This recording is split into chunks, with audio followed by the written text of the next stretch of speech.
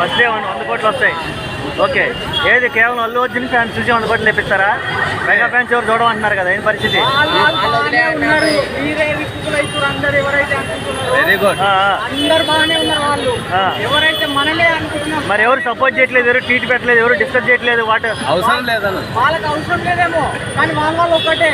మీకు అవసరం లేదా? వాళ్ళకి అవసరం లేదు. సరే మరి వచ్చినాక వాళ్ళే కలిసిపోతారు.